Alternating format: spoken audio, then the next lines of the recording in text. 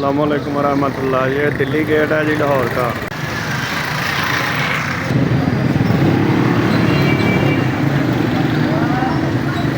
ये दिल्ली गेट के अंदर का इलाका जी, ये मस्जिद वज़ीर खान।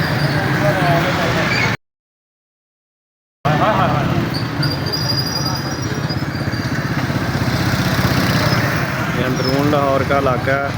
आज हम भी देख रहे हैं, फिर आप भी देखना है।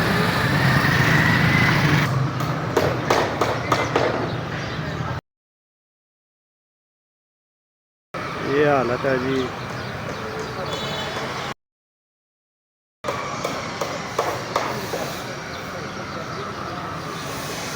मस्जिद वज़ीर खान का सहन।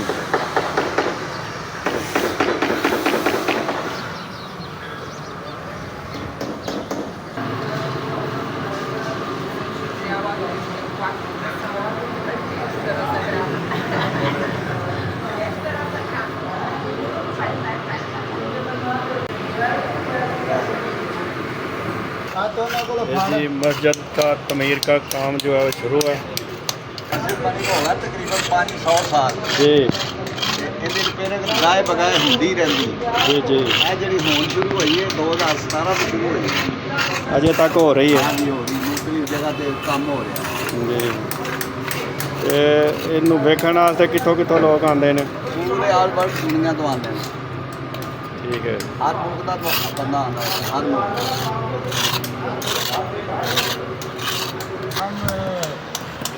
आप किस मुल्क से हैं? पाकिस्तान। पाकिस्तान या बाहर से आए हुए हैं? पाकिस्तान। अच्छा जी। ਇਹਨਾਂ ਨੂੰ ਝੂਠ ਮਾਰਨ ਦੀ ਨਾ ਆਦਤ ਪੈ ਗਈ ਏ। अच्छा। ਇਹ ਝੂਠਾਂ ਦਾ ਖਟਿਆ ਖਾਂਦੇ ਨੇ।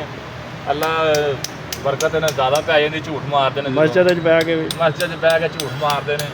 माशाल्लाह। किहड़े इलाके दे हो? ਇਹ ਅਸੀਂ ਭਗਵਾਨਪੁਰ ਸ਼ਾਲਾਮਾਰ ਬਾਗ। ਇਹਨਾਂ ਨੂੰ ਰਹਿ ਰੋਜ਼ਕ ਜ਼ਿਆਦਾ ਮਿਲਦਾ ਹੈ ਝੂਠ ਮਾਰਨ ਨਾਲ।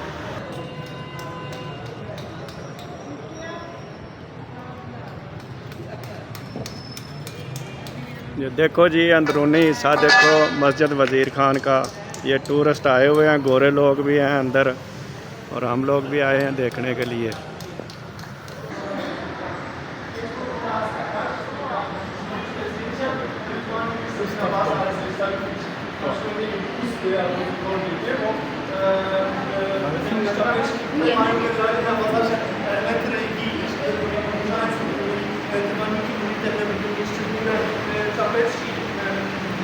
Taki bardzo przebiegający duchowy, też tego jeszcze będziemy widzieć narcystykowe dla męskiej wody religijnej.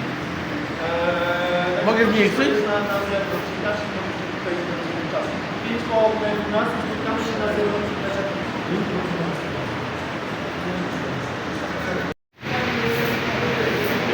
ये देखें जी मस्जिद का अंदरूनी हिस्सा है। बहुत लोग आए हुए हैं इधर मस्जिद देखने के लिए।